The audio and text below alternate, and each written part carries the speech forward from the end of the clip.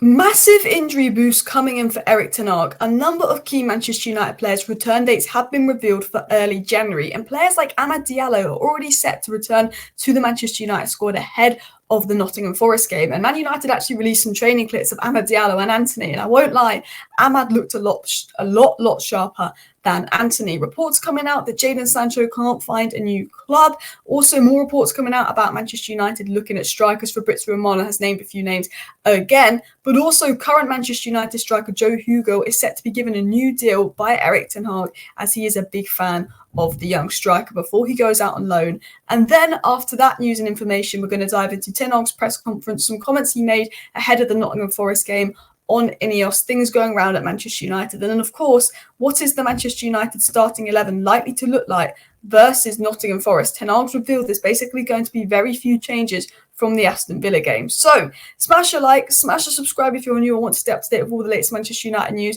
We're going to quickly get through all this news as quick as we can for you guys. Starting with the first story coming in from Samuel Luckhurst that said Joe Hugo is expected to sign a new Manchester United contract after impressing manager Erik ten Hag. United are considering a loan move for Hugo in January and could assess his options in the squad in the summer. Joe Hugo's a great young player. He's a great young striker. Don't think he's quite ready for United now, and I don't want to throw him in the United team now because I think as a striker at United, no matter who you are, you're going to get no service and it's going to be an impossible job for him. But getting him on a new deal and sending him out on loan would be really smart. We've got one of our most talented youth academy setups in recent years, obviously winning the Youth Cup 2 years ago, and Joe Hugo's a big part of that.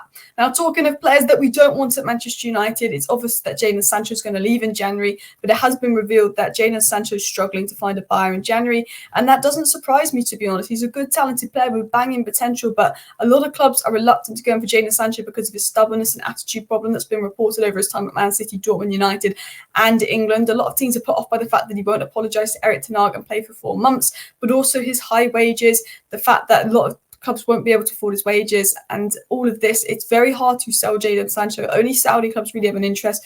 Dortmund would be interested in a loan, Juventus would be interested in a loan, but there's not really many clubs lining up for Jadon Sancho, and I think they're all sort of a bit reluctant with high wages and attitude issues. Jadon Sancho was one of those players named by Matic as always sort of being late for training, and he's got a reputation for being late. Ten Hag actually gave him his own custom schedule to try and help him get to training early. Ten Hag gave him 4 months off, and he just sort of had a strop. Now, talking of new strikers, Joe Hugo set to be getting a new deal, but Fabrizio Romano did say that United, obviously in the past, have had contact with Marlon Girassi and Timo Werner. United spoke to the representatives, and United are exploring a striker deal to help out Højlund. As I said, I'm not a big fan of all three of those names. I'd rather any deals Man United do in January be actually players that are going to be in the long 5-year plan rather than these temporary deals that we do every January of players that aren't good enough. I'd rather it be someone like Todibo.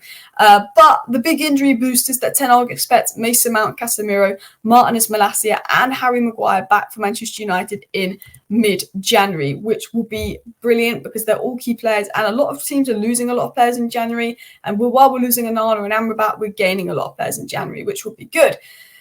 It was then said on the Manchester United takeover, and Erik ten Hag's been asked about the INEOS investment, and he said they want to work with me, I want to work with them, we have the conversations, the meetings, and then we will see. But it's kind of been reported that Erik ten Hag is very keen to work with INEOS, and INEOS are keen to work with Ten Hag. And there's a feeling that although there's a lot of rumours about Ten Hag being sacked and all of that, INEOS are going to give Ten Hag to the end of the season and are willing to back him and give him time because potentially INEOS feel that certain players need to go first and the structure of the club needs to be reassessed before they sack the manager, which would be smart. It's obviously been said by Samuel Luckhurst and Paul Hurst. It was reported that United must consult relevant figures in INEOS before they make any big decisions like sacking Ten Hag. It was also said United must consult INEOS if they're going to make any decisions on transfers and more. And the United Marketeers did say any decision on Ten Hag's future will likely be made at the end of the season by INEOS unless things get real bad. There's a suggestion that INEOS are going to give Ten Hag till the end of the season because they believe the most important thing to do at United right now is get the right structure in place. Jean-Claude Bronk and Brailsford are assessing everything at United right now. There could be an overturn of 300 jobs, recruitment, scouting, all of that stuff. Apparently, INEOS' priority isn't transfers, it isn't sacking Ten Hag, it's getting the right structure in place, whether that's Paul Mitchell, Ashworth, bringing people in, taking people out ahead of the summer window, and then they're going to assess Ten Hag. But there's a feeling that they believe that getting certain players out and getting certain board members out or people higher up in the footballers side out is a bigger priority than getting Ten Hag out, which I totally agree with, and we'll see what happens with that. But I think Ten Hag knows that he's probably going to be backed until the end of the season by INEOS. Now, enough of the news. Let's get into the Nottingham Forest game, as it is a big game. And Erik Ten Hag was sort of asked about the game, and he said it's going to be very similar to the game versus Aston Villa because he's got a very similar squad, and he lists the players that could be back in January: Malacia, Mount, Casemiro, Martinez. I'd said earlier, it's expected that Amad Diallo is going to come into the Manchester United squad. That will be interesting to see. I wonder if Pelistri will be involved because there's reports of him going out on loan in January.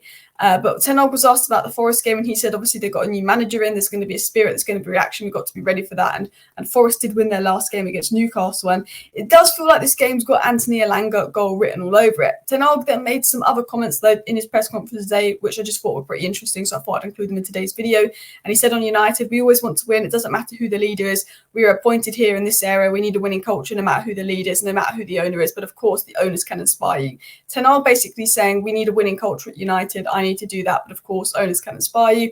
I take it as the fact that because we don't have ownerships that have made ownership these last 17 years that have made winning the culture at United, it's been money. I think it does sometimes impact you. I think if the ownership's behind you, it can inspire the club. And I think that's Ten Hag taking a small dig at the owners, but maybe that's just me. And another comment Ten Hag made on the Villa result is this. He said, it showed once again this squad is strong. We can compete. We can go head to head with the strongest squads in the league. When the strongest players are back, we could beat anyone. And I think he has a point. It's like Man United are inconsistent. Man United have not been good enough this season. Some of that's been on Ten Hag and poor tactics. Some of that's been on the players.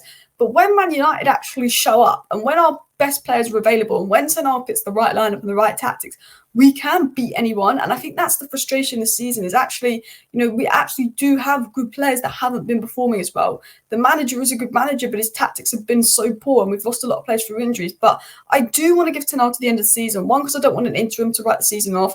Two, because as bad as Ten Hag's tactics were against West Ham, as much as he lost us that game, I think you've got to get the board out and certain players out before you set the manager. I want to give Ten Hag to the end of the season, but I want to see what Ten Hag does when he has his full squad fit. Will he continue this McTominay obsession or will he adapt? And that. Now, talking of McTominay obsession, talking of lineups, I now want to get into the Manchester United lineup ahead of the Nottingham Forest game. I was about to say the Aston Villa game, but we've just played Aston Villa. How do I expect Manchester United to line up? So I expect it to be a bit of a 4-3-3 again, and I expect it to be obviously Onana coming in goal here. And I think with Luke Shaw, he's not said if Luke Shaw's back or not. And I'm not sure what the update is on Luke Shaw and Amrabat's fitness. I don't think it's anything major because Amrabat's been named in AFCON.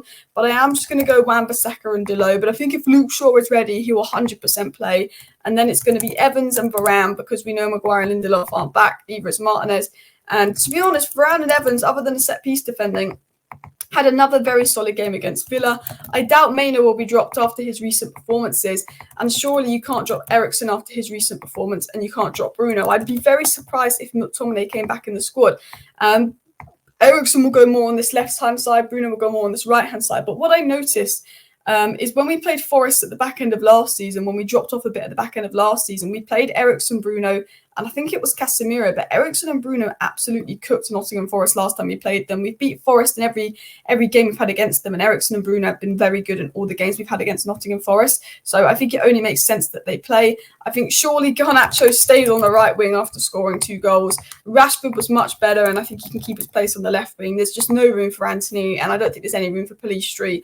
Martial might be back and on the bench, but I think Højlund will start after his goal. And I actually think Man United will either go with an unchanged 11 versus Nottingham Forest, or it'll very much be someone like Luke Shaw coming in.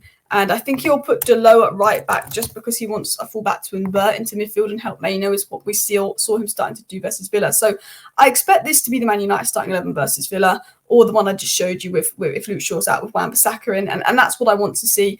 I don't know if Amrabat would be available if he's fully fit, but to be honest, I think Eriksen and Bruno might help break down Forest's low block as they're going to be a bit more defensive.